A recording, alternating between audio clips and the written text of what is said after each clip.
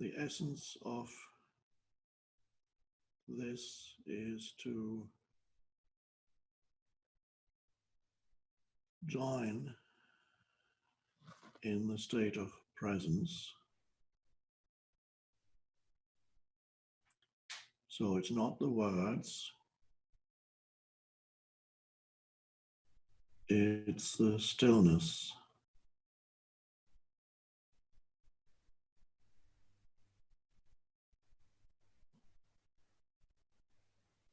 It may be helpful, and this is why we are doing this, to look at me or the image of me on the screen, because I'm not, except in the moment when I speak, I'm not thinking. And so somehow, I don't know how, that state of pure awareness or presence kind of transmits itself. If you're open to it,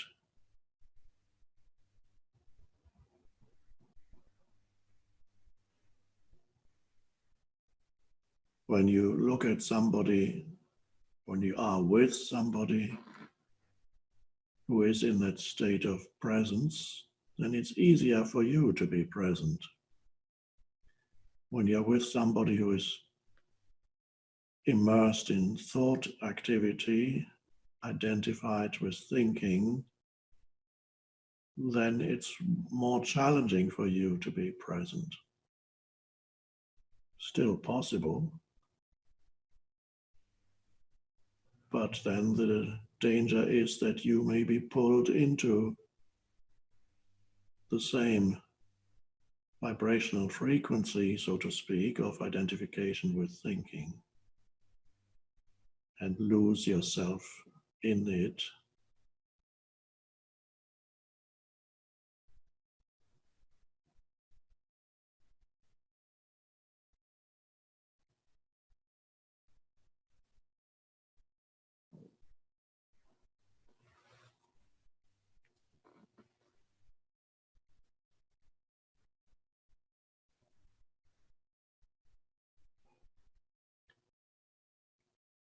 It's just amazing that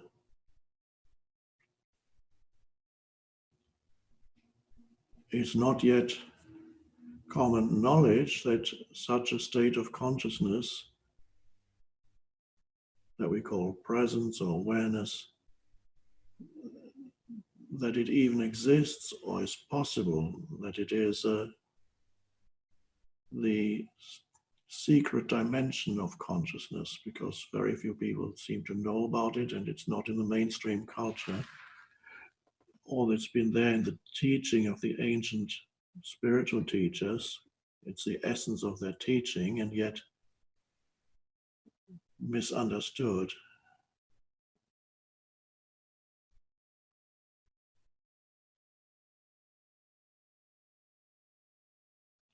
So if I could just put it in a nutshell, of just in one short, one brief sentence, what this is all about is to be here with me and all the others who are joining us here. We're all connected at a deeper level of the collective consciousness, human consciousness. To be here and to enjoy being aware, fully aware, fully awake, without needing to think, conceptual thinking, inner dialogues, monologues, interpretations, viewpoints, past, future, regret, anxiety, all produced by unconscious identification with thinking, unnecessary thinking in many cases.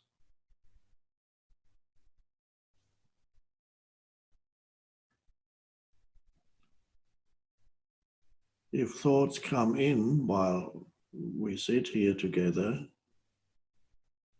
don't follow them, just let them dissolve. Don't follow them with your attention. Every thought wants to grow and says, give me attention. But you just let it drift away like a cloud. The sky is blue, and occasional clouds may come. The blue sky is the awareness. The clouds are the thoughts.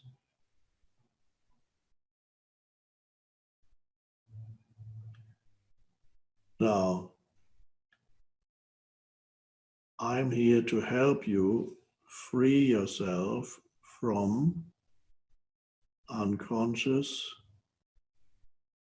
compulsive thinking.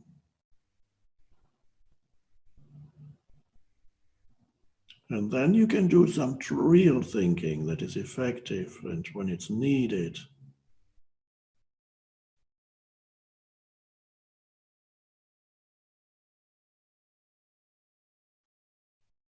So in essence, you are the sky, the vast, empty, spacious sky. Thinking is the movement of clouds in this analogy, but it is a good analogy.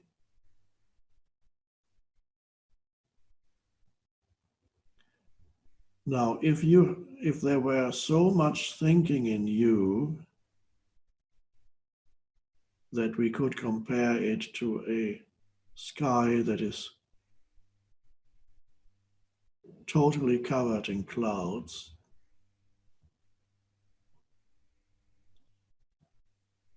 then you would not even know what it is I'm talking about right now. There needs to be in you at least a small opening, an interval between two thoughts, a brief, a small opening, a tiny bit of blue sky that you see as the clouds separate for a moment, and there you sense a spaciousness, a stillness. And then you know what it is that I'm talking about. And then you can begin to become comfortable with it and actually realize how deeply enjoyable or satisfying that dimension of consciousness is.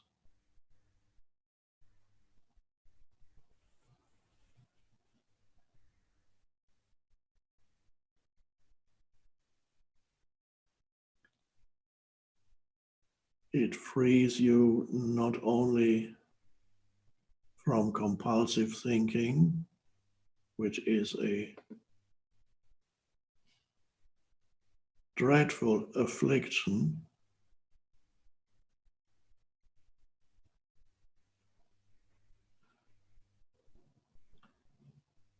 It frees you also, and perhaps even more importantly, from a sense of identity, a sense of self that is created by identification with compulsive thinking.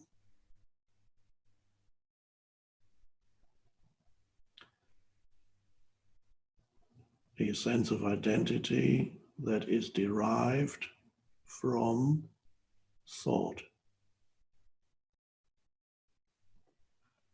And then you tell yourself and others who you are.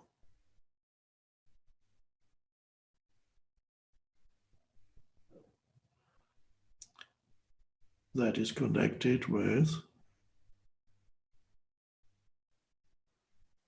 your life story,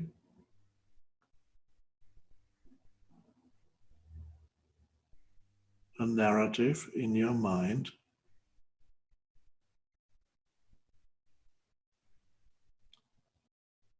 which is the story of me, whatever it is that it consists of, whatever you identify with, whether it's possessions or achievements or non-achievements or successes or failures.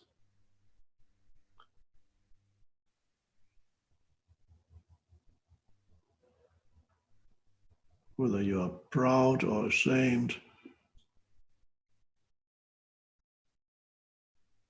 of yourself,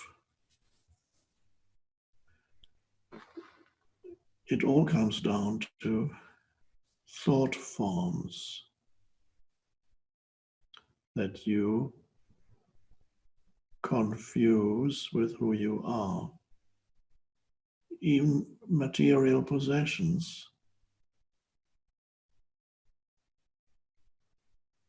Of course, the only way you can experience a material possession or anything in the outer world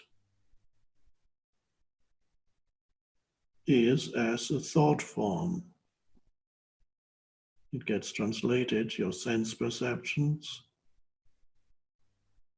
get translated into a mental formation. So you see a big house there, and then the visual perception gets coded into nerve impulses that are sent to the brain, and the brain decodes in some way. And then you end up with a thought form, and that says my house. And then you identify with the thought form of your house, which may add to your sense of who you are for a while. But there are many thought forms that you can identify with, positive or negative. You can have a thought form that you have no house and you have no car. And perhaps you don't even have a bed. Does that free you from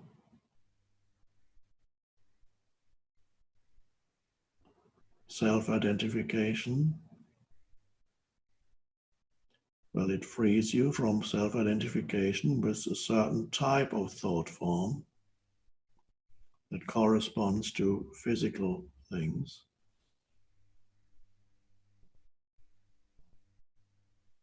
But it does not necessarily free you from identification with thought, because you could have the identification with the thought of yourself as someone who has transcended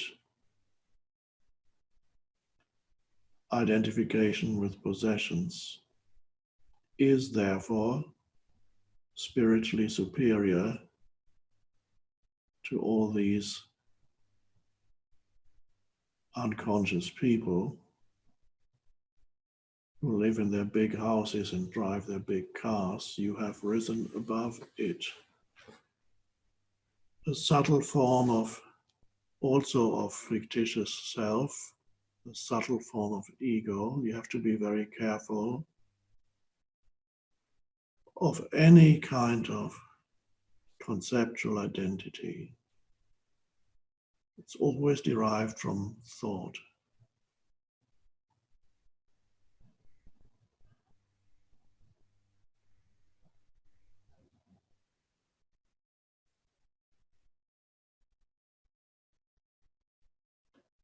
Whereas your true identity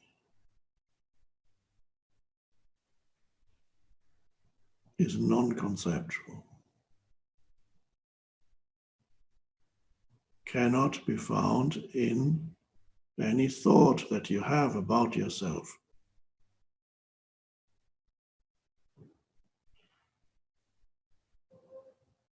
In the same way that you cannot find the true identity of anybody else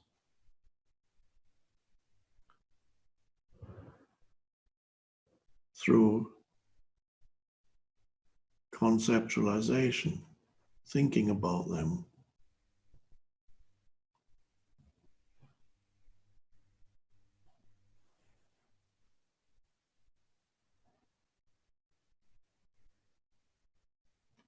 The art of living is to be able to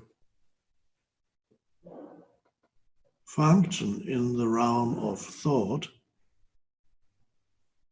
and function as well as possible without looking for yourself in the realm of thought. And usually that means looking for a stronger sense of identity through thought,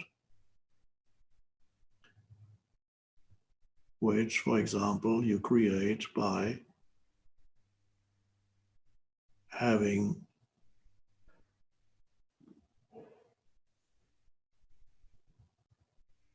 a hostile or antagonistic attitude towards other people or situations, to make them into enemies, so to speak, that strengthens your conceptual identity. Even being angry with somebody strengthens it.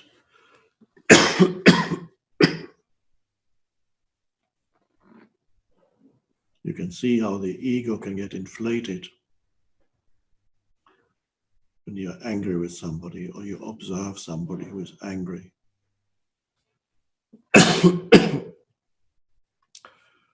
So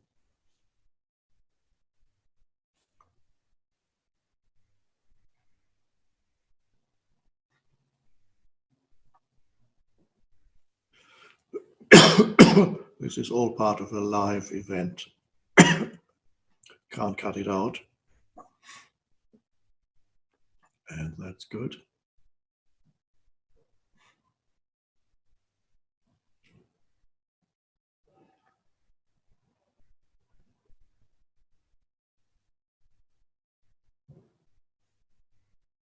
So if you can use thought, but knowing always who you are, that you are not anything that can be defined by thought, that you cannot know yourself as thought or a bundle of thoughts.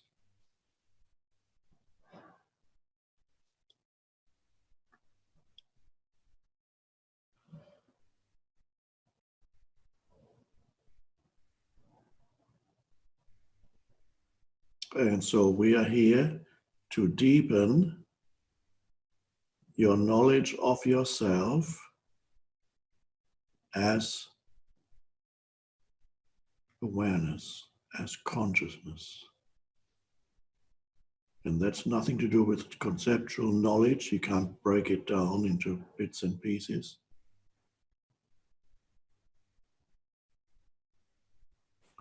knowledge may not even be the best word to describe it. Perhaps a better word would be knowing yourself.